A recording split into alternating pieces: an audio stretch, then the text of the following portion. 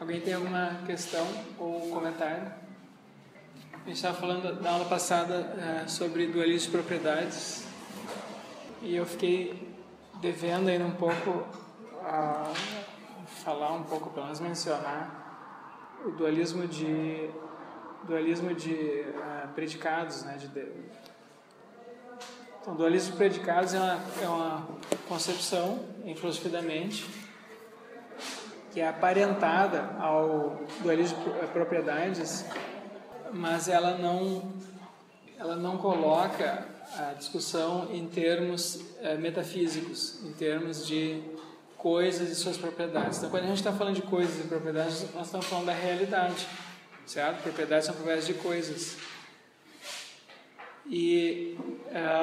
Mas para falar de coisas, a gente precisa de predicados. Então, a gente pode endereçar esses mesmos assuntos, tudo aquilo que a gente endereça, todos os problemas a respeito da realidade, nós podemos tratar falando dos predicados e dos termos que nós usamos para falar das coisas. Essa foi uma tese, essa perspectiva, essa maneira de abordar os problemas filosóficos foi muito influente na chamada filosofia analítica, que foi uma escola de pensamento super influente no século XX. Né? E para os filósofos analíticos, essa é a única maneira que nós temos de endereçar, nós não temos como ter acesso cognitivo direto às coisas elas mesmas. Nós podemos apenas elaborar teorias sobre as coisas. Mas quando a gente elabora uma teoria sobre o mundo, sobre a natureza, nós estamos elaborando um conjunto de enunciados a respeito dessas coisas. Agora nós temos indícios para a verdade e falsidade desses enunciados. Mas a avaliação que a gente faz, a formulação é toda ela linguística. E mesmo que a gente esteja falando de predicados, na verdade, para falar de predicados ou das coisas, nós usamos, para falar de propriedades ou das coisas elas mesmas, nós temos que usar predicados. Tá? Então, existe uma correlação entre termos, os termos que nós usamos na linguagem para falar de, então, tem termos singulares, que a gente usa para falar de indivíduos, como eu, Rogério, Guilherme, Vinícius, enfim, Porto Alegre, o dia de hoje, a gente usa um termo singular. Ou a gente pode usar termos gerais para falar de classes de coisas, chamados universais. Certo? A gente pode falar de computadores, de mesas, de justiça, coisas assim. E a gente pode agora também usar, em vez de falar de propriedades, usar predicados. Ser vermelho, estar consciente, ter sentimentos. E tem gente que argumenta, e esse é um argumento muito forte, difícil de evitar, que a gente não tem como falar a gente não tem acesso nunca direto às coisas elas mesmas. Nós só temos acesso cognitivo às teorias e as teorias que nós falamos sobre as coisas e aos indícios da verdade ou falsidade dessas teorias. Mas esses indícios também, se são indícios da verdade ou da falsidade, são novos enunciados, certo? Porque para dizer que um enunciado está certo, dizer que um enunciado está errado, eu preciso formular um outro enunciado que diga exatamente isso. Então, por exemplo, assim, se eu digo assim, tem um computador aqui sobre essa mesa, e alguém me diz assim, como é que tu sabe? Eu preciso justificar esse enunciado. E eu vou dizer, porque eu estou vendo esse computador aqui na minha frente. Então, esse é um enunciado que justifica um outro enunciado, vocês entendem? Então, a cadeia essa de justificações é sempre entre enunciados. E tem gente que argumentou que a gente não tem como fugir disso daí, que quando a gente está raciocinando, argumentando, que nós estamos sempre no domínio linguístico de enunciados. Somente enunciados podem ter relações justificacionais em relação a outros enunciados. Não é nunca a coisa é ela mesma que me diz que meu enunciado é certo ou errado. Para algo no mundo se tornar uma razão para eu aceitar ou rejeitar uma teoria, eu preciso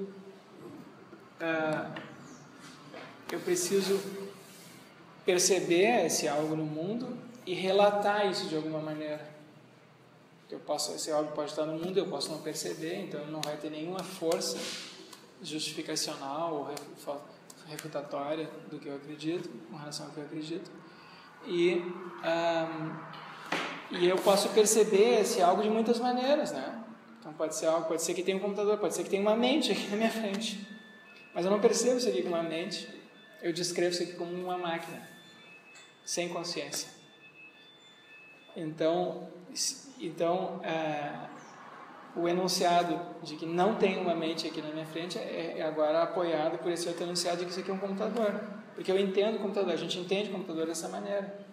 Mas se a gente entendesse de outra maneira, então vocês entendem, mesmo que houvesse um ser consciente aqui na minha frente, se como fosse um ser consciente, isso não teria como fornecer um indício da verdade, da falsidade de qualquer enunciado meu, porque eu não tenho acesso a isso. Para ter acesso a isso, eu preciso descrever isso aqui de uma certa maneira.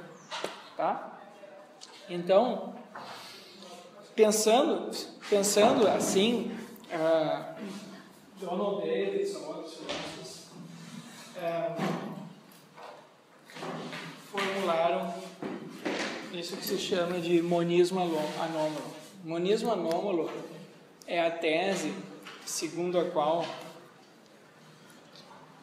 a existência de coisas físicas depende da gente descrever o mundo como contendo coisas físicas. Quer dizer, assim, a gente diz que existe uma coisa física aqui, coisas físicas ao nosso redor, quando nós temos uma descrição física do mundo ao nosso redor. Se a gente não tivesse nenhuma descrição física do mundo ao nosso redor, a gente não diria que existem coisas físicas. A gente só diz que existem coisas físicas porque nós temos uma teoria física. E da mesma maneira com relação a coisas mentais. A gente só diz que existem mentes, ou que nós temos mente, que eu sou consciente, que eu estou sentindo isso ou aquilo, porque nós temos uma descrição dos comportamentos das pessoas, dos indivíduos, que usa o vocabulário mental. Certo? Só para entender, a ontologia toda do Davidson é baseada em linguagem. Tudo depende de linguagem. Depende de uma teoria, exatamente. Depende de uma teoria que é claro, ontologia tradicionalmente, na tradição metafísica, o que é ontologia? Ontologia é uma teoria do que existe. Então, o que os filósofos analíticos fizeram com isso? Eles disseram, nós não temos como falar do que existe a não ser por meio de teorias. A gente precisa de uma teoria, mas uma teoria é um conjunto de enunciados. Então,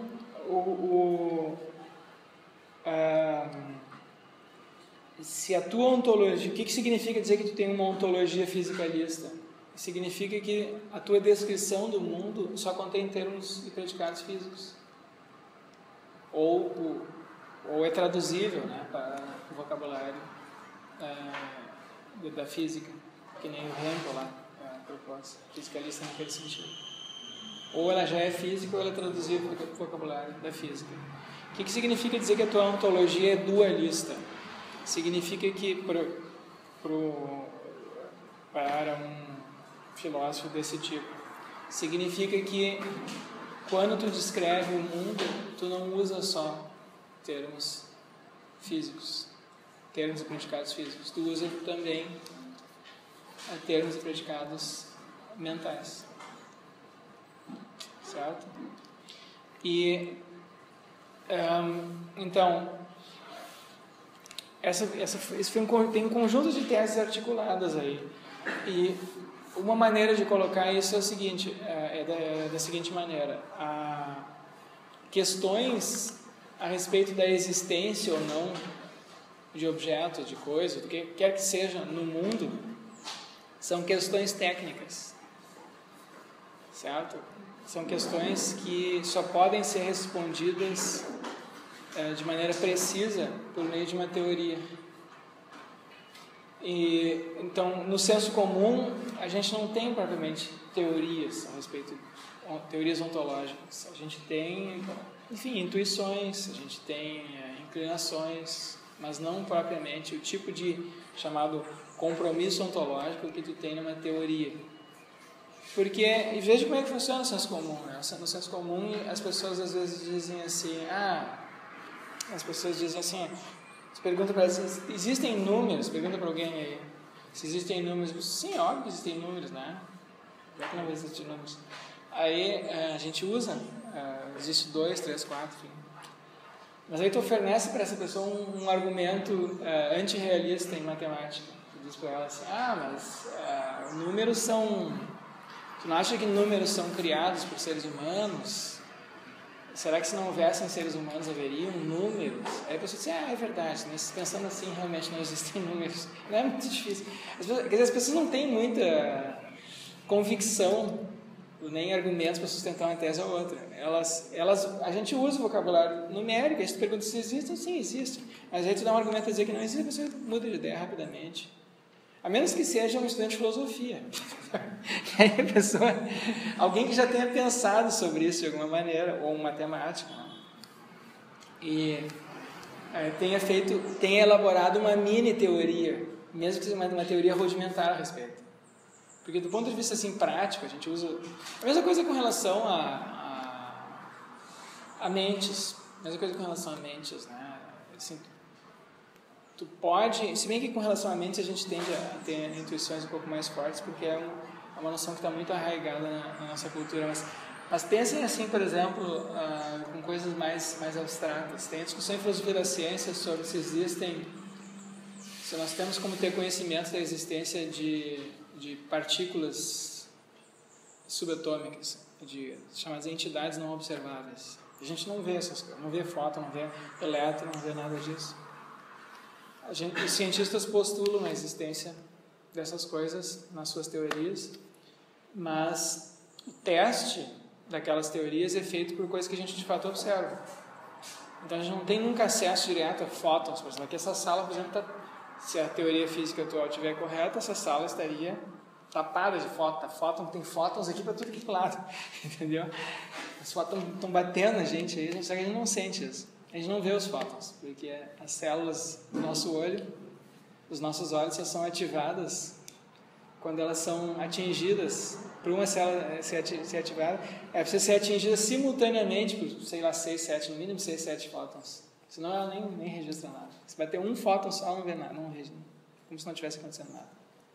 Então, a gente não tem como ver fótons individualmente. E a gente tem máquinas que detectam isso, mas então o que a gente vê são as máquinas. E a gente interpreta o comportamento daquela máquina usando uma teoria, certo? Então, todas as questões de existência, dizem esses filósofos, são questões técnicas que só podem adequadamente ser respondidas se eu tenho uma teoria a respeito daquilo, desse domínio. Agora, se eu tenho uma teoria, então eu tenho um vocabulário técnico. Então a questão agora é, essa teoria contém termos de que tipo? Contém predicados de que tipo? Essa teoria contém predicados só físicos? Essa teoria contém predicados também mentais? Então é uma discussão agora sobre ontologia, mas mediada por essa discussão sobre predicados, tá? A gente endereça. E o argumento é que tu não tem como endereçar diretamente a questão ontológica. Tu só pode endereçar essa outra questão. Ok? Então, o Davidson diz assim, olha, a gente tem... O que significa? Bom, o Davidson coloca isso em termos...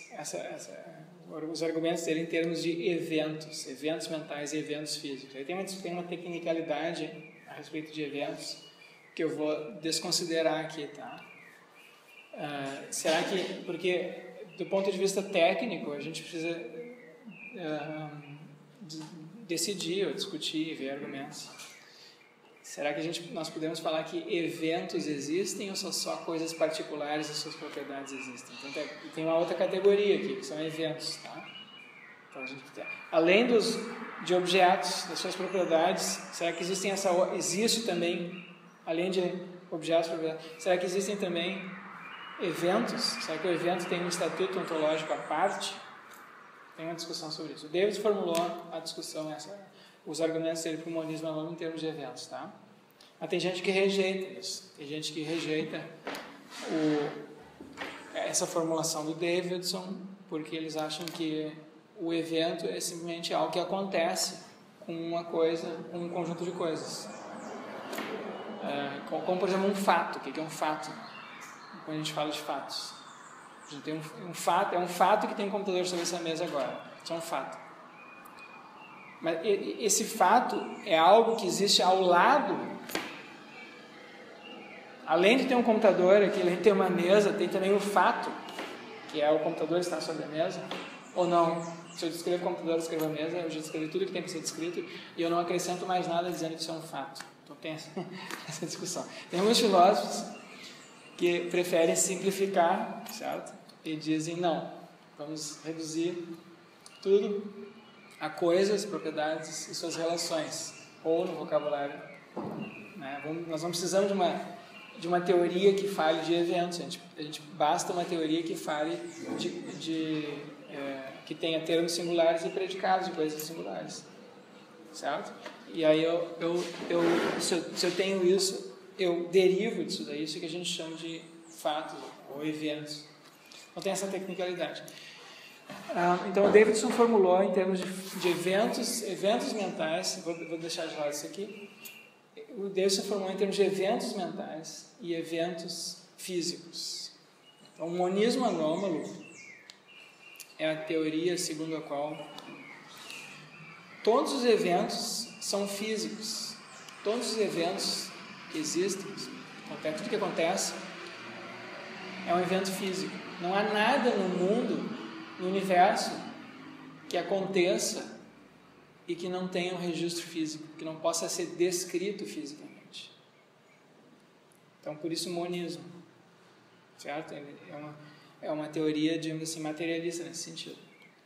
Mas alguns eventos físicos admitem também uma descrição mental. Então, nós podemos descrever alguns eventos físicos usando predicados mentais. Então, por isso, anômalo. Porque essa descrição mental,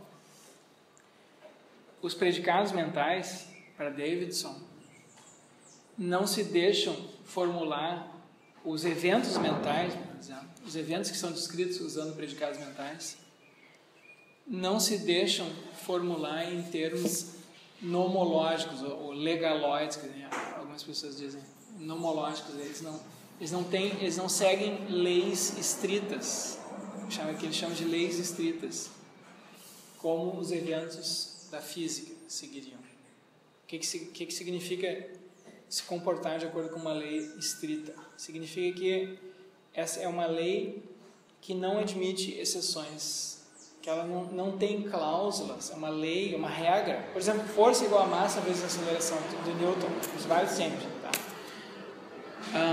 Não é assim, vale se todo o resto do universo se comportar de uma certa maneira. Se todas as outras variáveis permanecerem inalteradas, a gente vai ter essa regra aqui.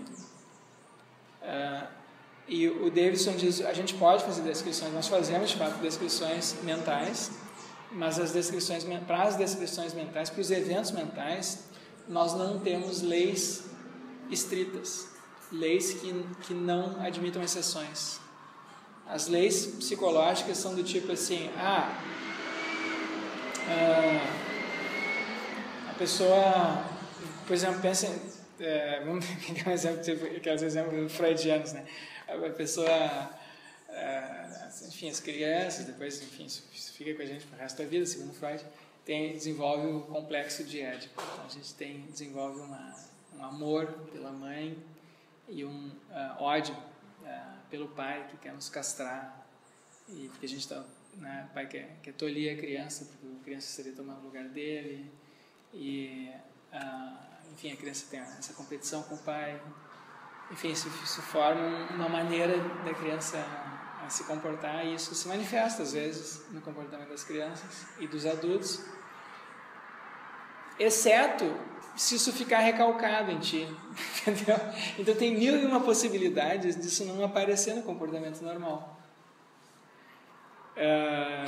Certo? Então tu tem sempre a possibilidade daquela regra ali não ser observada, porque tu tem outras variáveis que podem afetar aquele comportamento.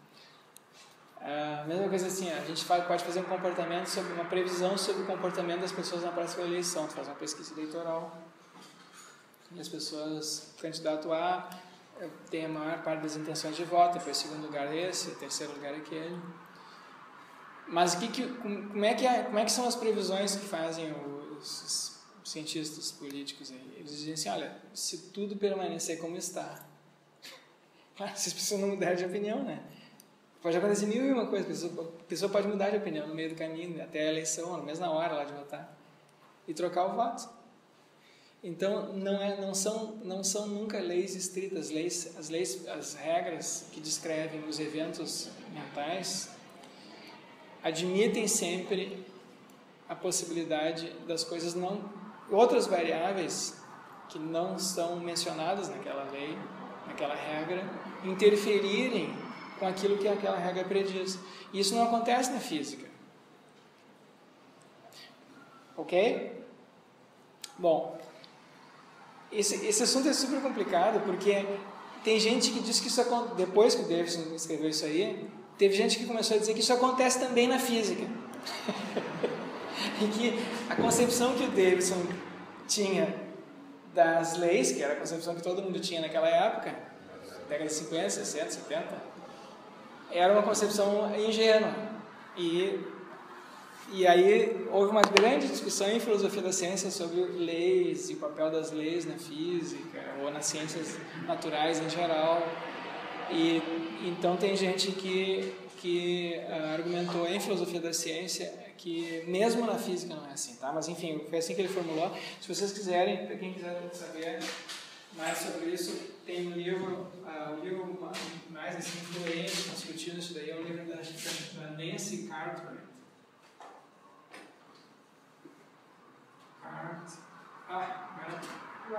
É com nome, né? Acho que é com nome. O título do livro dela é Como as Leis da Física Mentem. How the Laws of Physics Lie.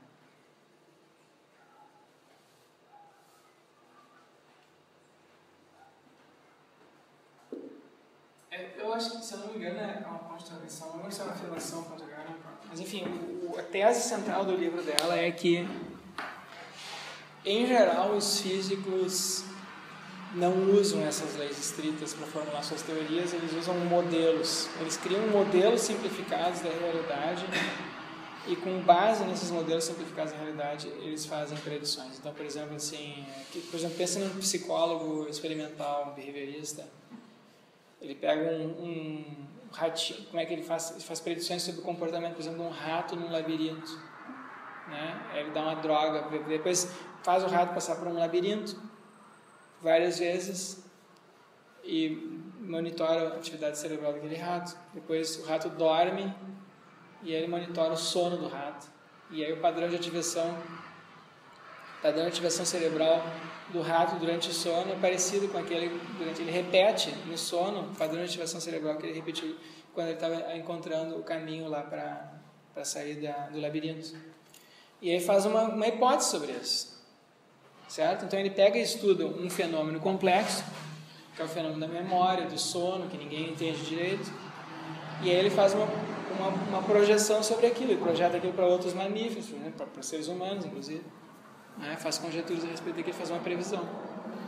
Então, tu vê que isso é uma maneira que isso acontece na física também. Tu pega um fenômeno complexo e tu elimina muitas variáveis, né? Por exemplo, no Galileu, quando estava estudando a queda de objetos, ele não pegou e estudou queda de objetos em geral. Ele fez um modelo simplificado daquilo. Ele botou esferas num plano inclinado. E a partir, então, criou um modelo simples da realidade, mas que parece poder ser, a partir do estudo daquele modelo, a gente parece poder tirar conclusões a respeito de objetos mais complexos. Então, vocês vejam que é uma maneira um pouco diferente. Então, ela argumenta que esse é o modelo que, em geral, seguem os cientistas. Tá? Mas até isso aqui foi produzido na década de 80, depois o Ian Hacking também contribuiu para isso, outro filósofo da ciência famoso. Mas durante esse período aqui, não. Se tinha uma concepção diferente do papel das leis nas ciências naturais, e o Davidson usa esse modelo. E aí eles olham, esse modelo aí não serve para eventos mentais. Tá? Então, o Davidson diz assim, o que é um evento mental? O que é um evento físico? Um evento físico é um evento que pode ser descrito fisicamente, usando o vocabulário físico. O que é um evento mental? Um evento mental é um evento que pode ser descrito usando o vocabulário mentalista. Tipo, pensamento, desejo, crença, vontade. Então, qual o argumento dele para o monismo anômalo? Primeiro, ao menos alguns eventos mentais interagem com eventos físicos, certo? Então, por exemplo, se eu toco aqui nessa superfície, ela me produz em mim a experiência de frieza, a superfície aqui da mesa está fria. Então, isso é uma experiência mental que eu estou tendo agora. Eu olho para cá e vejo a cor bege. Também é uma experiência, é um evento mental. E esse evento mental parece estar sendo produzido aqui por um evento físico. Então parece haver essa interação. Então, pelo menos em alguns casos parece haver isso. As interações causais, como por exemplo a interação da minha mão com a mesa e a interação das células da minha mão com o cérebro, parecem seguir regras, parecem ser eventos físicos e, portanto, serem suscetíveis de serem descritos por leis estritas. Embora a gente não conheça direito essas leis. Tá? Mas, em princípio, se supõe que, em princípio, isso deve ser possível. Mas não há leis deterministas ou leis causais estritas com base nas quais os eventos mentais possam ser previstos e explicados. A gente não tem leis estritas para descrever por que um estado mental produz outro estado mental, como é que eles se interagem. Ou por que eu toco aqui e isso produz uma experiência em mim, mas outra pessoa poderia tocar e ter uma outra experiência. Né? Ela poderia ser lembrada de uma coisa que aconteceu com ela antes, enfim, pode acontecer muitas coisas. E a gente não tem como prever, exatamente. A gente não tem hoje, na psicologia, nenhum tipo de previsibilidade desse tipo. Não tem leis estritas, a gente não tem nenhuma teoria psicológica, neurocientífica, ou psicanalítica, ou o que for, que nos permita fazer isso, que nem se consegue fazer na física. Portanto, todo evento mental é um evento físico, admite uma descrição física. Suponha que um evento mental, suponha que um evento mental causou um evento físico P. Então, sobre alguma descrição... Peraí, deixa eu ver se está certo.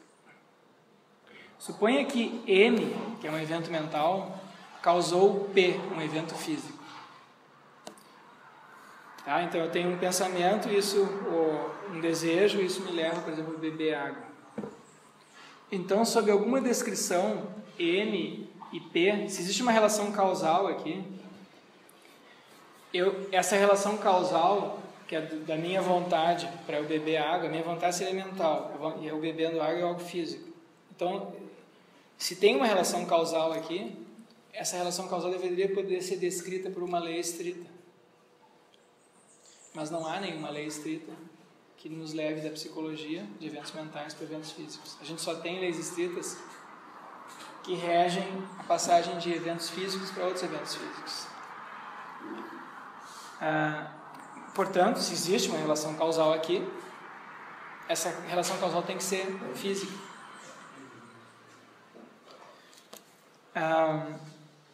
Mas se o evento mental, então, pode ser descrito por uma lei física, ele é um evento físico também, pelo menos. Tudo que admite uma descrição física é físico. Tá? Então, esse é o argumento dele para dizer que todo evento físico, todo evento mental, à medida em que ele produz esse efeito físico, e se não produzisse nenhum efeito físico, como é que nós teríamos conhecimento dele? Enfim, tá? Mas à medida em que ele interage conosco, à medida que ele produz efeitos no nosso corpo, ele tem de poder, pelo menos em princípio, ser descrito por uma lei causal estrita. Mas se é uma lei causal estrita, então a gente vai ter uma descrição física dos dois lados, porque só tem relação de causalidade entre eventos físicos, a gente não tem nenhuma lei desse tipo para eventos mentais. Então o que a gente tem é um evento físico causando outro evento físico, só que o primeiro evento físico ele pode ser descrito de outras maneiras também. Ele pode ser descrito mentalmente, usando um outro vocabulário. Mas ele tentou descrever o evento mental de forma física? Quer? Ele tentou descrever o evento mental de forma física ou não? Se ele tentou fazer isso? Não, ele quer dizer... Tem uma piada, né? Tem uma piada que foi contada esses dias. Tem uma dessas palestras do Daniel Dennett que eu coloquei ali na página, não sei se vocês viram. Ele disse assim, é assim, a piada, ele começa uma palestra falando assim, talvez eu já tenha contado para vocês esse negócio. É o seguinte, como é que um filósofo, sabe aquele truque que vai no circo e aí tem um mágico que serra uma mulher ao meio, né? Ou ele parece que está serrando uma mulher ao meio. Qual é a explicação? A explicação que o filósofo dá para isso daí. A explicação que o filósofo dá para o truque mágico que parece estar serrando a mulher ao meio é a seguinte, ó. Na verdade, ele não está serrando a mulher ao meio. É só um truque. Essa é a explicação filosófica. Tá, mas como é que eles... Ah, não, isso aí não é assunto filosófico. Aí tu pergunta lá pro cara. Exatamente o que acontece, tá? Então, o que eu devo está fazendo? Deixa eu estar trabalhando isso aqui num nível assim, de abstração muito alto, entende? E filosófico. Então, eu não estava preocupado assim, com esses detalhes. O que aconteceu na literatura depois do Davidson, nos últimos, 30, 40 anos, foi que muitos filósofos começaram a fazer esse trabalho aí, de discutir as minúcias físicas, enfim, como é que psicológicas da consciência, mas não nessa literatura aqui. Eu vou falar um pouco sobre isso depois, na segunda metade do semestre, tá? Essa literatura que a gente está vendo agora é a literatura metafísica e abstrata. Então, eles estão trabalhando apenas com possibilidades, e o que o Davidson está dizendo é que se a gente concebe eventos mentais como tendo efeitos, causando eventos físicos, então, para isso fazer sentido, eu tenho que poder ter, mesmo que eu não saiba qual é, mas eu tenho que poder ter uma lei causal estrita que liga os dois. Mas se eu tenho uma lei causal estrita que liga os dois, então eu tenho que ter uma descrição física dos dois lados. Mesmo que para o evento esse mental, eu tenho uma descrição mental e uma descrição, eu tenho duas descrições, uma descrição física e uma descrição mental. E aí o que ele diz? Essa descrição mental e a descrição física não são equivalentes e na verdade são irredutíveis, não são intertraduzíveis. Eu não tenho como traduzir uma descrição mental numa descrição física, porque elas seguem regras de uso da linguagem diferentes.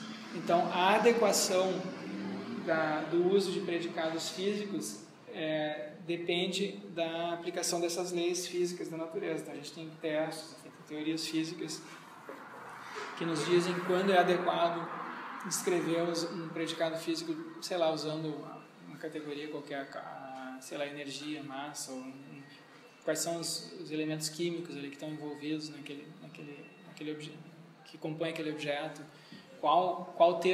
quais termos são adequados para usar naquele contexto particular, certo? Carbono, hidrogênio, uma reação desse ou daquele tipo, enfim, isso a gente tem regras de adequação fornecidas pelas teorias físicas ou fisicalistas. E para os eventos mentais, as regras de adequação são regras de racionalidade. Né? Então, quando que é adequado dizer que uma pessoa está pensando alguma coisa, ou que ela deseja alguma coisa, ou que ela está em dúvida a respeito de alguma coisa, que ela tem uma crença.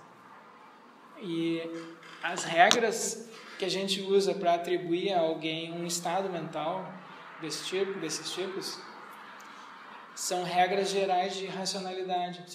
Então, por exemplo, a gente pensa, por exemplo, assim, que as pessoas em geral tentam ser coerentes, né? Por exemplo, assim,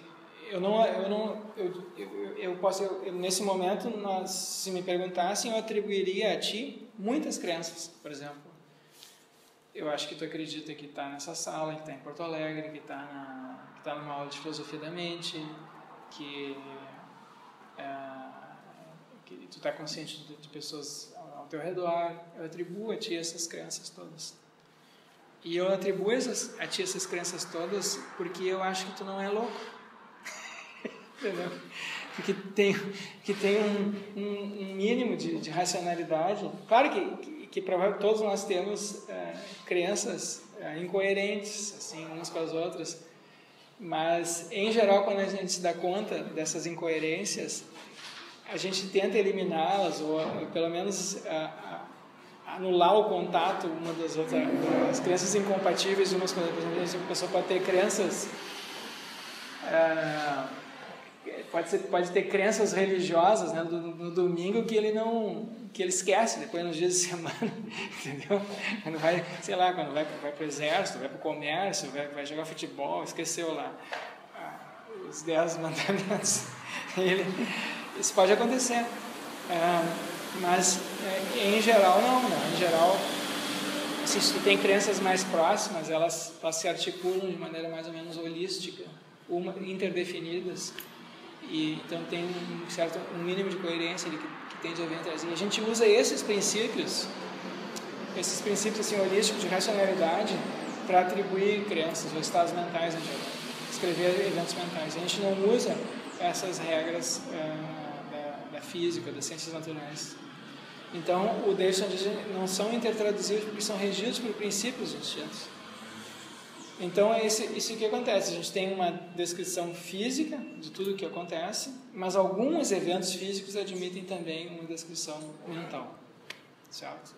Então,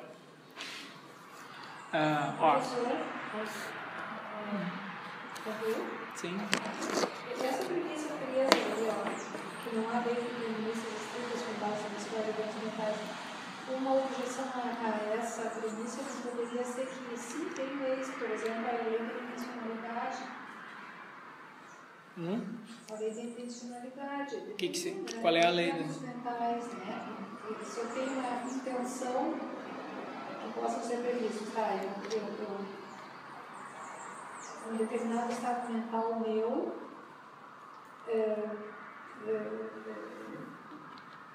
existe nele algo que é uma intenção. Então, eu poderia objetar essa premissa aqui. Mas do fato de uma pessoa ter uma intenção, a gente não consegue derivar daí um comportamento de maneira determinista. Mas não só a intenção, não só no sentido de fazer algo, mas também da existência de um objeto relacionado àquele estado mental que eu desenvolvi, que eu estou. Por exemplo, dá um exemplo. Um estado mental de. De eu estar vendo aqui a coisa? Hã? De eu estar vendo um objeto, por exemplo? Não, objeto no sentido. De eu estar pensando em alguma coisa? O objeto pode ser por exemplo, digamos, eu desenvolvo um estado de alegria ao pensar no meu neto. Certo. Se eu sei, digamos que seja verdade, que tá acontecendo esse evento mental aí, tu tá pensando no teu neto e tá alegre. Eu, usando as regras, o conhecimento que nós temos em psicologia, em psicanálise, o que quer que tu queira incluir aí, a gente não consegue derivar daí de maneira determinística nada. A gente não consegue prever qual vai ser o teu próximo estado mental ou qual vai ser o teu comportamento de maneira determinista. Porque todas as teorias em psicologia, todas as que nós temos em psicologia, em psicanálise, em ciências cognitivas, elas podem dizer assim, se tudo permanecer assim, blá, blá, blá, blá, então ela provavelmente vai fazer isso. Mas essas outras coisas podem não acontecer, entendeu? Pode ser que outros fatores aí intervenham e evitem evitem que aquela previsão aconteça. Então esse tipo de previsibilidade ou de relação causal a gente não tem entre eventos mentais, é o que o Davidson argumenta. Não de uma forma determinista, só de uma forma abre possibilidades, mas apenas isso. Isso. Então essa é a diferença. Quando eu atribuo estados mentais a ti, eu levo em consideração princípios gerais holísticos de racionalidade. Tem isso, tem a tua personalidade, tem isso, tem aquilo, tem essas variáveis. Pode ser que não aconteça assim, porque as pessoas também são livres. Aí tem tem muitas crenças, né? E elas podem interagir de maneiras imprevistas. E nada disso acontece quando eu estou falando, por exemplo, da interação entre dois objetos, dois eventos físicos. Eu pego essa caneta aqui, bato na mesa, tem um som que se produz. E eu posso descrever a causa e o efeito como estando relacionados de maneira, por uma lei causal estrita, por uma lei causal que não inclui as chamadas cláusulas ceteris paribus. Ceteris paribus, se tudo mais permanecer como igual. Se tudo mais permanecer, vai acontecer isso. Não, do ponto de vista físico, se eu tenho um sistema físico, eu consigo descrever tudo o que está acontecendo naquele sistema, as interações todas, de acordo com leis estritas. E a gente não tem nenhuma teoria ou uma descrição mental para eventos mentais que seja desse tipo. Claro, isso é uma maneira de colocar, é um argumento filosófico, tá? Porque, como eu falei, isso aqui pode ser questionado de muitas maneiras. Posso questionar isso aqui pela via questionar o uso que o Davidson faz a concepção que ele tem de leis causais estritas na física. A gente pode questionar também a noção de causalidade, que é uma noção super complicada, mesmo nas ciências naturais. Em filosofia da ciência tem toda uma discussão sobre causalidade, ninguém sabe direito o que é isso. Tem muitas teorias metafísicas da causalidade, tem gente que diz que isso é um conceito, por ser um conceito metafísico, ele não faz muito sentido, certo? Então, isso tudo está sendo... Ele está usando essas noções aqui, então tem muitos pressupostos aqui desse argumento. Mas é um argumento importante no contexto ex-fisicalista, vocês entendem? No contexto fisicalista, porque as pessoas com as quais ele está debatendo ali, que são fisicalistas, em geral aceitavam isso, sobretudo da geração anterior a dele, que era a geração dos positivistas lógicos. Então, que tinha essa concepção de leis, de causalidade. E aí o que ele está dizendo é isso, né, se vocês... a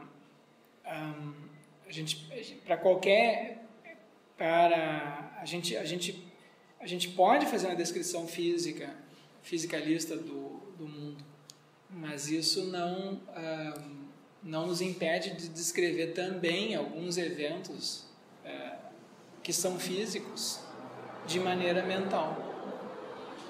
Isso implicaria no caso de Jairo do subsolo? Que é? Aquele Jairo do subsolo que o cara poderia ver que poderia acontecer, a pessoa poderia acontecer, aconteceria. Se a gente for levar o fisicalismo extremo, poderia levar uma... Pode acontecer, o que vai acontecer com a minha mente daqui a...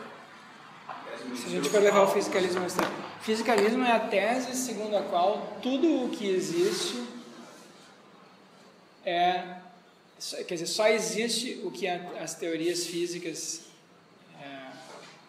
postulam ou pressupõem. Sim, eu poderia presumir mentalmente, que através das estruturas da mente, através do estudo científico, que a mente faria segundo tais funções, né? Com a tecnologia sempre avançada para isso, obviamente, certo? Não, porque eu acho que... Bom, essa é uma discussão à parte. A discussão é sobre determinismo, é isso que você está perguntando? Se eu tivesse uma descrição completa...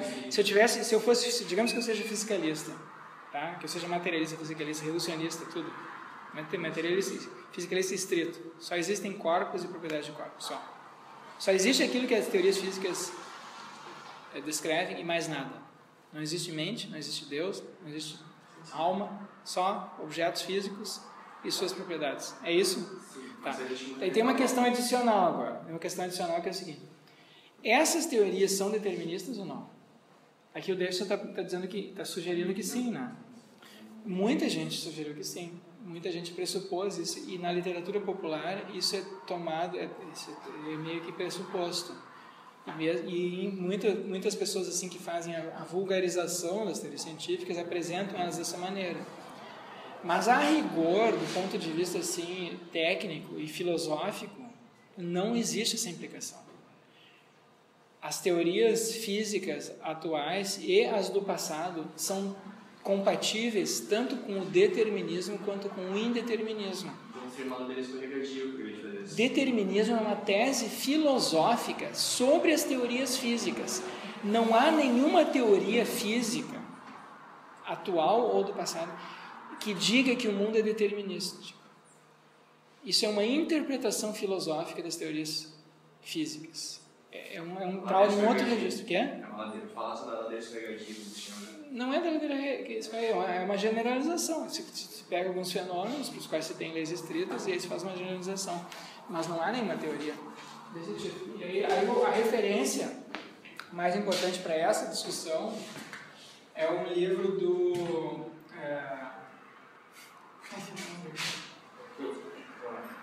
John Ehrman.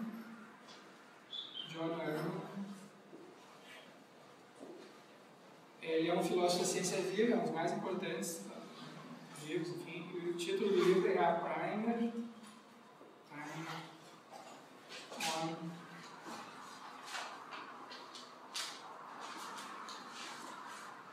Esse aqui, A Primer on Determinism. Esse aqui foi o filósofo que fez o dever de casa, tá? Ele não foi falar sobre esse assunto sem saber do que está falando, que é o que em geral acontece. Então ele foi lá e ele se especializou ele é um especialista em filosofia da ciência, mas não assim na metafísica da ciência. Ele foi lá e viu os detalhes, tá, das teorias. E esse livro, então ele tem um capítulo sobre a teoria newtoniana, um capítulo sobre teoria da relatividade e um capítulo sobre mecânica quântica. E aí ele explica por que nenhuma dessas três grandes, as mais influentes grupos de teorias, né, físicas que nós já tivemos, por que nenhuma delas implica o determinismo. Todas elas são a rigor compatíveis tanto com o determinismo quanto com o indeterminismo, porque ou não são teorias completas, então não excluem a possibilidade, por exemplo, mesmo que alguns fenômenos sejam descritos por leis estritas, nenhuma delas, por exemplo, a newtoniana não exclui a possibilidade de haver intervenções de fora, por exemplo, que existam, além das coisas físicas, existam mentes livres no universo que possam intervir. Isso não está excluído, entende? Então para tu dizer assim, o Newton tem uma descrição das interações causais físicas, mas o Newton não diz assim, só existe isso. Só existem coisas físicas e interações físicas. Pode ser, o que o Newton diz é o seguinte, eu posso descrever as coisas assim, isso é uma boa descrição. E tem certas interações que são desse tipo. Agora, para tu sair daí do determinismo, tu precisa de uma premissa adicional, quer dizer, por exemplo, não existem mentes livres, nem Deus, nem anjo, nem nada disso. Não existe nada que não seja físico. Só que isso aí não está na teoria do Newton. Tá? E nem é implicado. A mesma coisa com relação aos atuais, tem a do mecânica quântica. Nenhuma delas implica, a rigor, o determinismo, nem o indeterminismo, nem existe nenhuma incompatibilidade com a ver dessas teorias com a existência de eventos indeterminados. Tá? Então, mas, pessoal, muitos filósofos e cientistas caem nessa armadilha. Eles leem as teorias físicas como se fossem teorias filosóficas metafísicas. E não são. As teorias físicas são teorias sobre fenômenos físicos. Tá? Então, mesmo que tu seja um fisicalista, tu não precisa necessariamente se comprometer com o determinismo estrito de todo o universo. Não precisa. Isso aí é um passo filosófico adicional. Ele é filosófico porque ele não é decidido pelas ciências, tá? E os argumentos que são usados aí são de tipo filosófico, tá? São generalizações, geralmente generalizações de tipo, como essas que a gente está vendo aqui, só existem coisas físicas. Tá? Mas isso aí, de onde é que tu tirou isso aí que só existem coisas físicas? Tu não tem agora um pouco ideia assim. Não, eu estou perguntando retoricamente. De onde é que os filósofos tiram a ideia de que só existem coisas físicas? Porque não existe um argumento físico ou indícios físicos disso, entendeu? Isso tu precisaria fazer uma investigação adicional que nenhum desses grandes cientistas fez. Quando tu vai num laboratório de física, eles não estão investigando fenômenos que não são físicos para saber se existem. Isso aí está fora do escopo da investigação deles. A mesma coisa, tu vai num laboratório de neurociência, eles estão estudando o cérebro. E eles são muito bons nisso. Eles não vão estudar. Estou indo além do campo, né? Claro, exatamente. Então tu não pode pegar aquele resultado ali e fazer uma generalização. Quer dizer, tu pode, mas por conta e risco teu, tá? Seria perigoso. Exatamente. Então tem que ter. Tá. Então, sim. Eles estão falando que vontade, crenças, essas coisas são eventos físicos. Quem? O David, o monismo anômalo. Se vontade são eventos físicos. O que é um evento físico? Evento físico é um evento que admite uma descrição física. E um evento mental é um evento que admite uma descrição mental. Então o David está dizendo o seguinte: se essa tua vontade produz um efeito físico em ti, se é a tua vontade que está tipo, por exemplo, te levando, por exemplo, a fazer essa pergunta agora.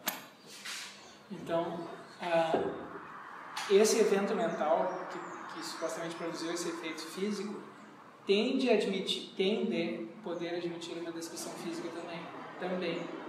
Então ele tende a ser também um evento físico, tende a poder ser descrito fisicamente, a menos que tu abra a mão da possibilidade dessa interação causal. Se a tua vontade é que está produzindo esse efeito físico, então isso que a gente está descrevendo agora usando o vocabulário mental, usando a palavra vontade, tende a admitir também uma descrição física. Ou isso, ou tu não tem conexão causal. Esse é o grande. Tá? Se tu quer manter a conexão causal, o vocabulário da conexão causal vem das teorias que admitem leis estritas. E essas teorias não são psicológicas. Então esse é o argumento dele. Mas aí, claro, a gente pode questionar o uso de leis, a gente pode questionar o uso da noção de causalidade, tem várias alternativas, mas enfim, então é um argumento que se tu não quer abrir mão dessa noção de leis estritas, se tu quer manter a noção de causalidade e quer continuar falando em eventos mentais como de maneira interacionista, então tem essa consequência. Esse é o argumento dele. Se tu quer manter isso, então esse evento mental tem de poder ser descrito fisicamente. Tá? Então é um argumento parecido, por exemplo, com consequências parecidas com o do eixo de propriedade. Né? Só que o eixo de propriedade a gente fez um experimento mental, e aqui a gente tem um argumento de tipo linguístico, de descrições, e do uso de leis, das teorias, mas do ponto de vista assim, filosófico são aparentados, porque a consequência é que a gente tem uma concepção fisicalista, né, do mundo, e só que alguns eventos ou alguns objetos, no caso do eixo de propriedade, admitem descrições, alguns eventos admitem descrições mentais, ou no Davidson, ou algumas coisas, alguns corpos têm propriedades não físicas, alguns corpos físicos têm propriedades não físicas. Esse é o argumento dos dualistas de propriedades. Tá? Mas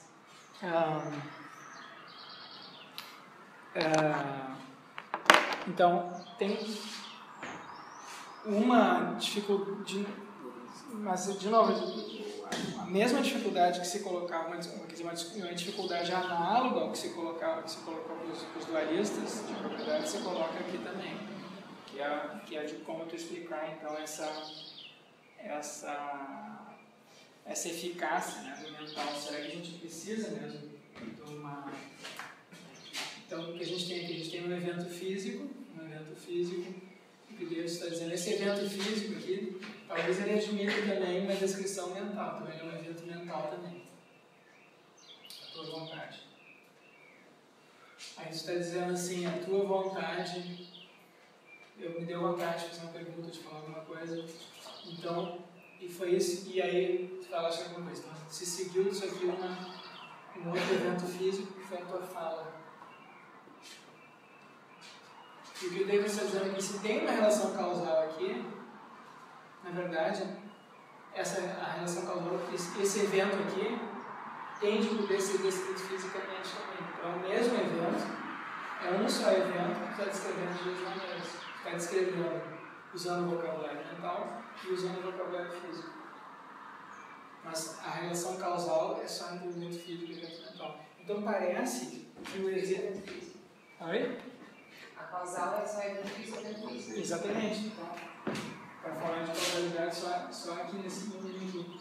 Então fica parecendo, né, que isso aqui é como que um epifenômeno, é algo desnecessário. Eu poderia, em princípio, manter, se eu tivesse uma descrição física do mundo, uma descrição completa, isso aqui é quase como um epifenômeno. Eu acho que está causando o evento físico, a tua fala, não é a tua vontade, mas é esse evento físico que você não percebe.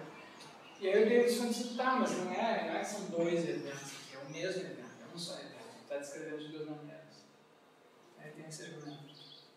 É um só evento aqui, descrito de duas maneiras. Eu posso descrever, que nem eu falei para vocês, eu posso descrever que nem por analogia, né? Eu posso descrever uma nota de R$10 fisicamente, e eu posso dizer, essa aqui é uma nota de R$10. No caso, eu estou falando em termos monetários, valores ativos. E no outro, estou fazendo uma descrição física. A descrição física não fala em reais, não fala em valores. A mesma coisa, eu posso escrever um ser humano, fisicamente, o cérebro dessa pessoa, o que está acontecendo no cérebro dessa pessoa.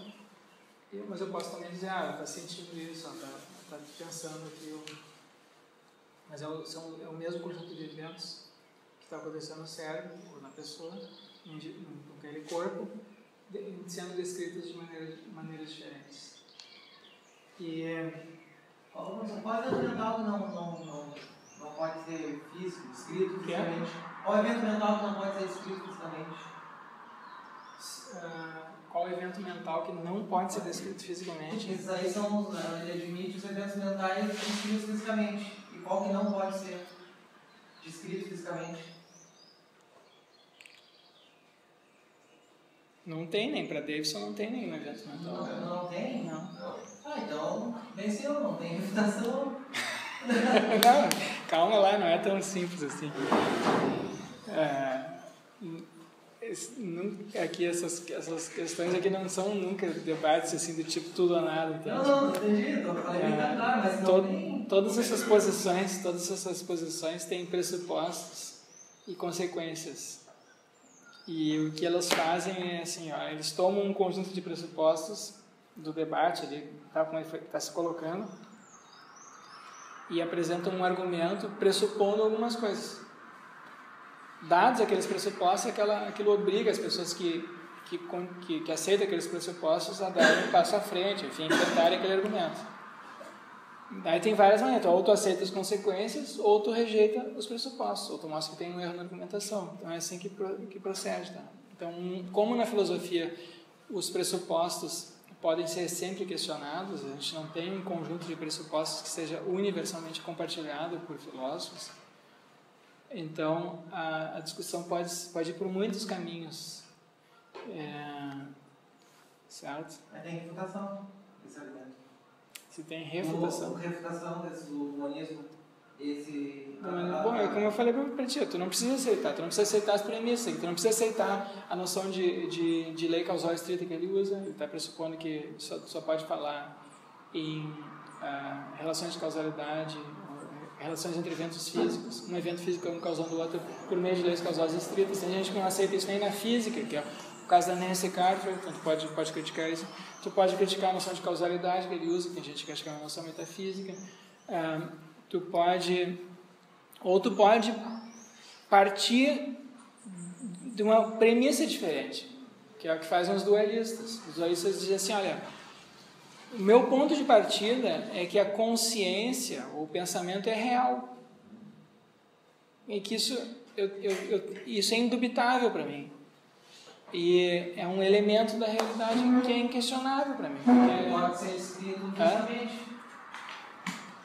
Talvez eu consiga descrever fisicamente, talvez não, mas eles partem desse pressuposto, entende? Eles partem desse ponto de partida, e aqui não tem esse... Aqui o ponto de partida é assim, se eu quiser falar do que existe, do que não existe, eu preciso de uma teoria. E aí vamos ver o que essa teoria diz, quais são os indícios a favor dessa teoria. Então tu está se colocando nesse outro contexto teórico, científico, mais racionalizado. Agora, se tem um dualista como Descartes, ou como, por exemplo, o David Chalmers, atualmente, né, eles partem desse fato. Eu sou consciente de mim mesmo. Isso é um fato básico, não tem como negar isso daí. Eu posso tentar explicar isso e tal adiante, mas esse é o ponto de partida da investigação em filosofia da mente. E aqui não é o ponto de partida. Aqui o ponto de partida são... Se eu quiser falar que existe isso, existe consciência, existem almas, existe corpo, para falar de qualquer coisa de existência, eu preciso de uma teoria. Então é outro ponto de partida, entende? Tu não tem uma regra que diga, ó, esse ponto de partida está certo, aquele ponto de partida está errado. Tu tem argumentos para um ou para outro. Então,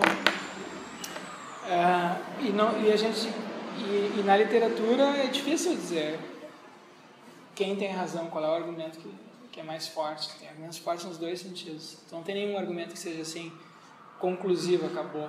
Quem discorda de mim, tá... A briga sempre continua. Que é? A briga sempre continua. Por enquanto, né? Vamos ver. Ninguém sabe dizer. Tu dizer que vai ser... A gente não sabe como é que isso vai... Não sabe o que vai acabar. Não sabe. Tá? Porque em filosofia, em parte a gente não está só debatendo ideias, a gente está também debatendo atitudes, certo? Vocês entendem?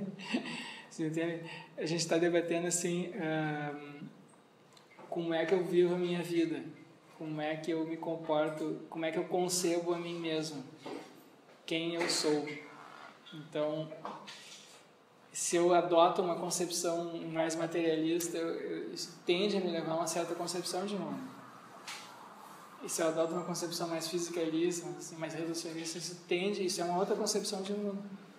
E muito difícil de separar a parte puramente teórica e intelectual disso daí com a atitude que a gente tem diante da vida como um todo. Então isso faz com que a gente se sinta mais atraído por uma posição, por outra posição. E tu não tem como separar muito a parte que diz respeito às nossas atitudes da parte que é puramente conceitual e intelectual, porque em parte as nossas teorias, as nossas justificações são afetadas pelas atitudes a priori que a gente tem com relação àquelas formulações. Tu entende isso? Sim, nas aulas você pode funcionar na cadeira que você vê aqui. Impregnação teórica. O viés pode causar não de boa vida, né? Mas o viés vai acabar interferindo nas crianças. Claro, tu pode. Então a gente não tem nunca uma posição, um ponto arquimediano, né, neutro, com relação a que a gente possa avaliar as posições filosóficas, os argumentos e dizer esse aqui tem razão, aquele lá não tem razão. Sempre a gente avalia um argumento, uma posição filosófica a partir de onde a gente está e com as atitudes, com as inclinações que nós temos. E então, certo? Tá. Deixa eu. Bom, alguma questão sobre isso? Algum comentário? Alguém quiser fazer? Eu vou falar um pouco agora sobre panpsiquismo, que é uma outra vertente, uma outra concepção filosófica. Mas deixa eu só dizer para vocês, na semana que vem, a gente vai ter 2 palestras aqui. Uma é a do Rodrigo Ulloa, que é um doutorando aqui do programa de pós, que vai falar sobre enativismo, tá? E ele me passou já a bibliografia, eu vou botar na página da disciplina. Enativismo é uma concepção meio aristotélica, enfim, que concebe a mente, é uma concepção bem diferente de todas essas que nós vimos aqui, porque não concebe a mente como uma coisa, que nem Descartes, ou como os materialistas. A mente é o cérebro, então também é uma coisa, ou propriedade de coisas.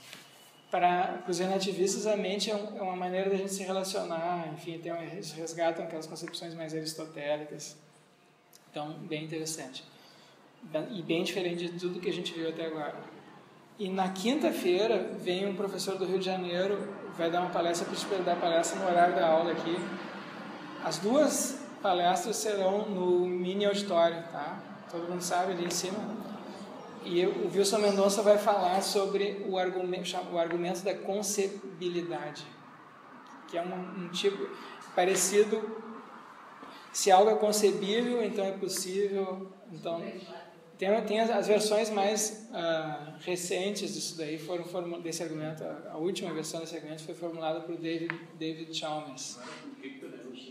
Sim, tem o do Kripke, mas a mais recente é agora, dos anos 2000, de 2005, se não me engano, é do David Chalmers. Então, o Wilson Mendonça vai apresentar o argumento do Chalmers e fazer algumas críticas ao argumento do Chalmers, tá?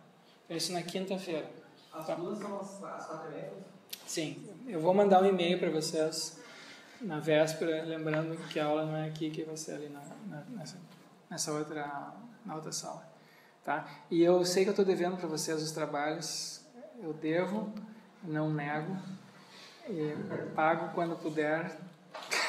Não, mas vamos ver se essa semana eu consigo me livrar disso aí, que eu não tenho que preparar as aulas, semana que vem também. E também quinta-feira é feriado, né? Bom, panpsiquismo. Então, o que a gente está vendo até aqui? A gente viu que tem 2 grandes escolas de pensamento em metafísica da mente, né? A gente viu até aqui. Tem variantes, né? Tem a escola dualista e suas variantes, e as escolas materialistas, e a gente viu algumas variantes, tá? Tem outras. E ambas enfrentam grandes grupos de objeções. A objeção, o argumento, assim, o que é intuitivo, o que apela, que é uma motivação grande para o dualismo, é o fato dele concordar com a maneira como as experiências se apresentam para nós, né? A gente parece estar consciente, a gente está consciente, não tem por que dizer que não está, é inegável isso, e os fenômenos da consciência parecem ser de tipos diferentes que os fenômenos físicos.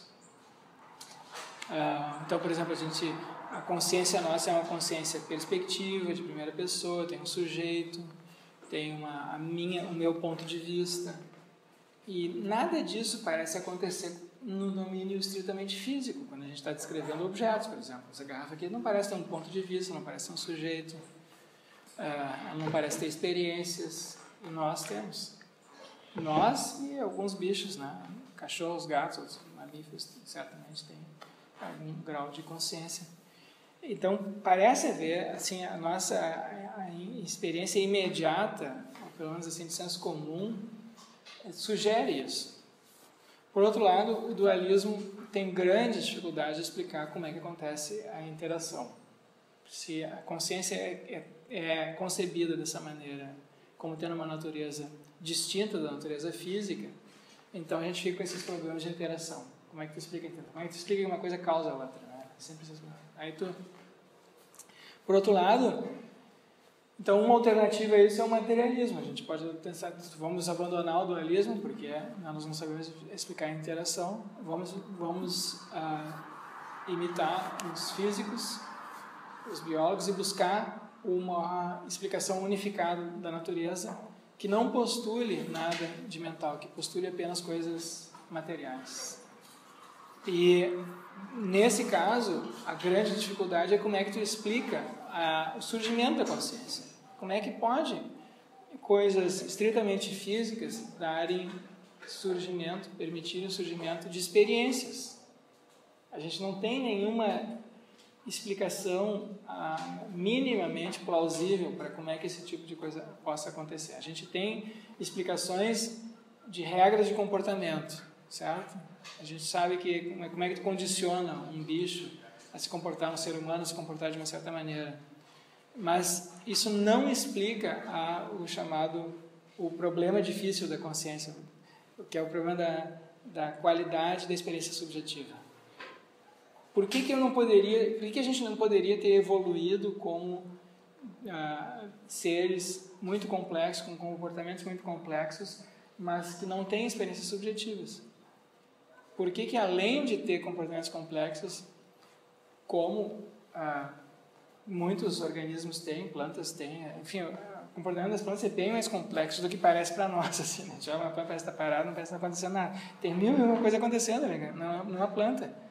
Né? Ela está crescendo, se reproduz, ela transforma a luz em energia, ela se defende de insetos, né? Se tem uma floresta assim, a planta de um lado da floresta está sendo atacada por fungos, a outra do outro lado lá parece que se comunicou com aquela e começa a secretar os mesmos substâncias para se defender. O que está acontecendo? Isso é super complexo. Mas não parece ser consciente. Pensar. Claro, mas enfim, por que além de ter comportamentos complexos, interação complexa com o ambiente, a gente tem consciência? Muitos dos comportamentos complexos que nós temos não são acompanhados de estados de consciência. A maior parte do que acontece no nosso cérebro não chega à nossa consciência, só uma fração disso chega à nossa consciência.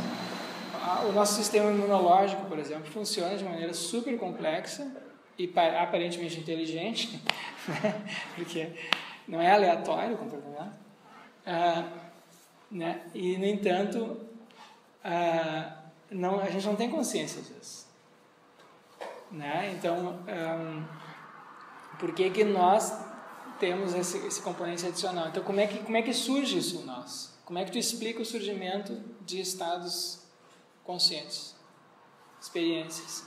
E isso é a grande dificuldade para as filosofias materialistas. Então, uma alternativa intermediária que vem se tornando popular nos últimos anos, agora bem recentes, em razão de alguns filósofos influentes terem começado a defender isso, é o panpsiquismo. Então, o panpsiquismo é a tese segundo a qual existem estados mentais, ou mentalidade, em tudo. Tá? Então, a gente teria a possibilidade, se existem estados mentais, se tudo é ao mesmo tempo físico e mental, então a gente poderia, em princípio, tentar formular uma teoria unificada, que a grande o que há de apelativo, de atraente no materialismo é a possibilidade de a gente ter uma teoria unificada de tudo. Mas se a gente concebe tudo como sendo físico e mental ao mesmo tempo, então a gente não tem o problema, a gente poderia em princípio ter uma teoria unificada e a gente não teria o problema da emergência. Como é que as mentes emergem? As mentes não emergem porque elas estão sempre lá, tá? Então é uma alternativa assim, altamente especulativa, metafísica, conjetural, e que, no entanto, dado o grau de abstração que essas discussões entre materialistas e dualistas tomaram nas últimas décadas, ela passou a ser atraente. Vocês entendem? Como uma possibilidade. Tá? Então, o panpsiquismo... outra coisa, como esse é um material muito recente, eu não conheço, não sei se tem, se alguém tiver, me avise, literatura em português sobre isso. Que tem, o material bom que tem, tá tudo por enquanto em inglês. Eu coloquei como leitura assim, recomendada apenas. Mas se eu encontrar algum material, o Silvio Vinícius aí, que é experiente nessas coisas, não?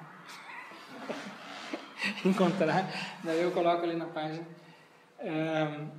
Então eu coloquei um artigo do David Chalmers defendendo o panpsiquismo e um artigo do Verbete Enciclopédia Stanford, do Philip Goff. Esse Philip Goff tem uma página na internet com muito material e vídeos, enfim, tem uma página bem completa lá com material sobre ele. Tem um livro agora defendendo isso também. Então, o panpsiquismo tem duas vertentes. Uma é o chamado pan-experiencialismo, que a consciência é fundamental e ubíqua está em toda parte. Ou o pan-cognitivismo, que em vez de falar em consciência, se fala em pensamento. Pensamento é fundamental, quer dizer que ele não é derivado de algo mais fundamental, que é básico, certo? Algo é fundamental no sentido de que tu não consegue explicar aquilo em termos de outras coisas mais básicas. Por exemplo, assim, quando tu não consegue analisar a consciência em termos de outras coisas mais básicas. Analisar no sentido químico, né? Que nem se faz análise que pega H2O, tu analisa em hidrogênio e oxigênio, os químicos fazem isso. Então tu não teria... Agora tu chega no oxigênio, o que tu vai fazer com o oxigênio? Agora tu tem que sair da química e passar para a física. A física te diz, o oxigênio é uma substância que é composta de átomos desse tipo, com tantos elétrons ao redor do núcleo e tal. Mas vai chegar um ponto que na física também tu encontra partículas subatômicas básicas, que atualmente tem um modelo standard na física. E aí, para além daquilo, aí tu vai para a teoria de cordas. Mas enfim, a teoria de cordas sempre parece que tem um nível que tu para, que tu concebe aquelas entidades como fundamentais e tu explica as outras em termos daquela. Então, na filosofia da mente, para os panpsiquistas, a consciência seria desse tipo, como é para os dualistas. Então, nesse aspecto, tanto para os dualistas quanto para os panpsiquistas, a consciência é fundamental no sentido de que ela não tem como ser explicada em termos de algo com um vocabulário não mental. Tu não consegue reduzir fenômenos mentais, em particular esse da consciência, a fenômenos não mentais, físicos, por exemplo. Tá? Tem uma versão do panpsiquismo, que é o pancognitivismo, que é menos sustentado, que é mais difícil de sustentar, que diz que não é a consciência é concebida.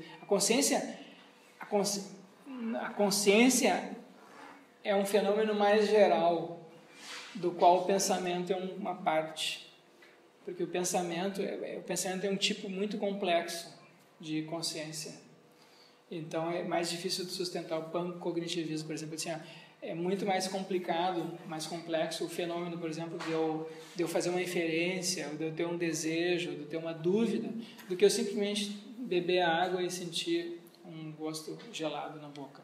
A experiência essa sensação, ou coisas parecidas com isso, é certo que bichos como cachorros, gatos, têm alguma coisa desse tipo, né? Eles vêm, assim como nós, eles têm, por exemplo, experiências visuais. Mas as experiências visuais não precisam ser acompanhadas de um pensamento, não precisa ser acompanhadas de uma dúvida, de um desejo. Pode ser uma experiência. Então, é mais fácil sustentar o pan-experiencialismo do que o pan-cognitivismo. Tá? Então, os argumentos mais fortes que se tem hoje para o panpsiquismo são, na verdade, argumentos para o pan-experiencialismo. É a ideia de que existe experiência em toda parte. Então, o que isso implica? Que todas as coisas fundamentais, aí a gente, por exemplo, hoje concebe que essa garrafa, os objetos físicos, são feitos de outras coisas mais simples, microscópicas. E o que o panpsiquismo implica é que essas coisas mais simples, todas elas, quaisquer que forem, tá? Podem não ser essas que a física atual diz que são, podem ser outras, a física atual pode estar errada, mas enfim, essas coisas básicas, elas têm algum tipo de consciência. Claro que, da mesma maneira que essas coisas são mais simples do que essa garrafa, também o tipo de consciência que elas têm é bem mais simples do que a consciência que a gente tem, por exemplo, quando toma um gole d'água, que é uma consciência bem sofisticada, tá? Mas tem que ter algum tipo de experiência. O que significa ter um tipo de experiência? Tecnicamente, para esse pessoal, eles usam o conceito, ou a caracterização do Thomas Nagel, do artigo aquele... como é ser um morcego. Se o morcego está consciente, então existe algo que é ser como aquele morcego, certo? Existe algo que é ser como o Vinícius, aqui, que é diferente de ser como eu, ou sei lá, o Guilherme, enfim, qualquer pessoa, tá? Então, para cada um de nós, existe um conjunto de estados que caracterizam a nossa consciência.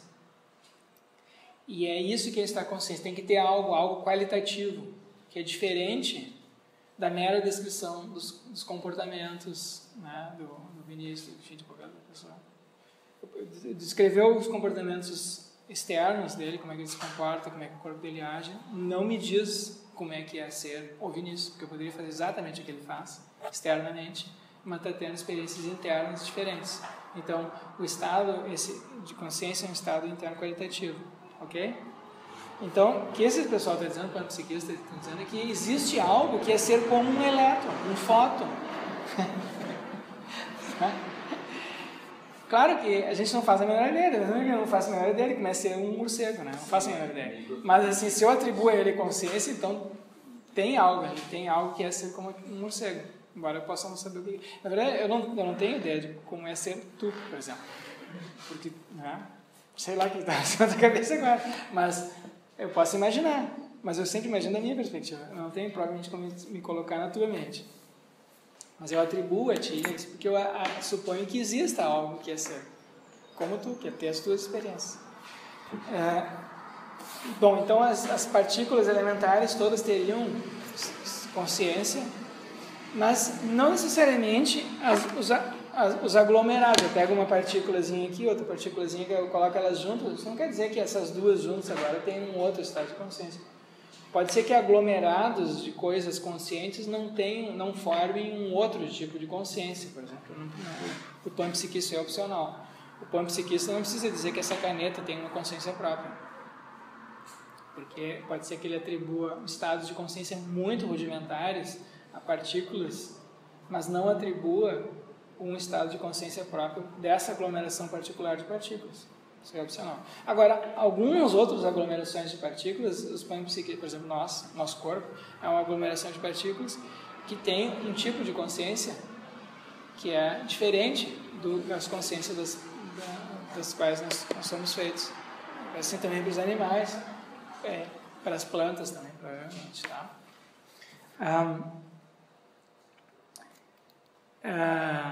Bom, aí tem vários tipos de panpsiquismo.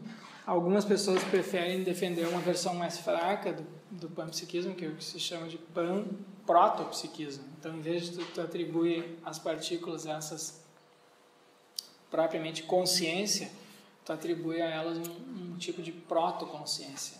Não é bem consciente ainda, eles não têm propriamente experiências. As partículas têm algumas características disso que nós temos e chamamos de experiências, mas não todas as características, tá? Então, por exemplo, a mesma coisa quando a gente fala assim, quando é um ser vivo, né? Um ser vivo, a gente não tem uma definição, mesmo problemas análogos a esses que a gente está discutindo aqui com relação à mente, à consciência, se colocam para a caracterização da vida. Ninguém sabe, a gente não tem assim como a gente não tem uma definição de mente, a gente tem várias teorias da mente, concepções de mente, a gente tem várias concepções da vida. E, na verdade, o que os biólogos fazem, eles usam uma caracterização funcional, né?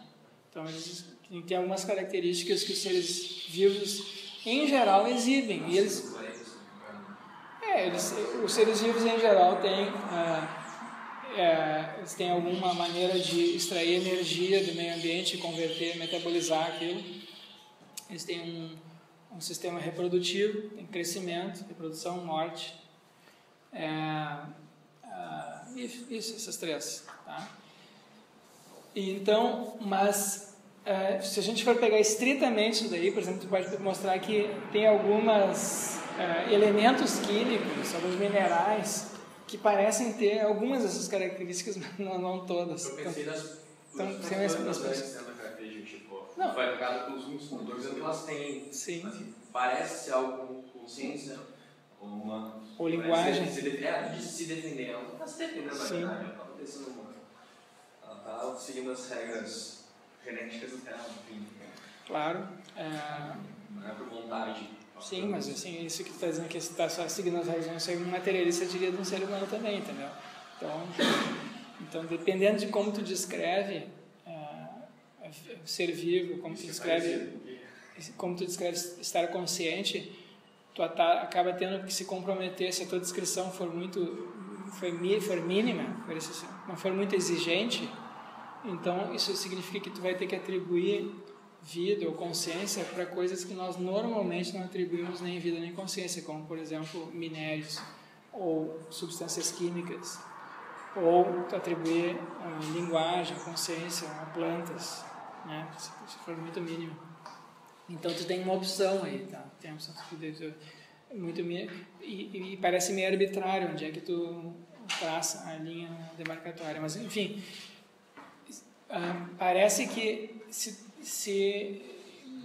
parece que em princípio a gente poderia, né, pegar essas características básicas que a gente atribui a ter experiências e pensar em organismos ou coisas ou partículas que não tem todas essas características, mas tem algumas, da mesma maneira que acontece com os fenômenos da vida.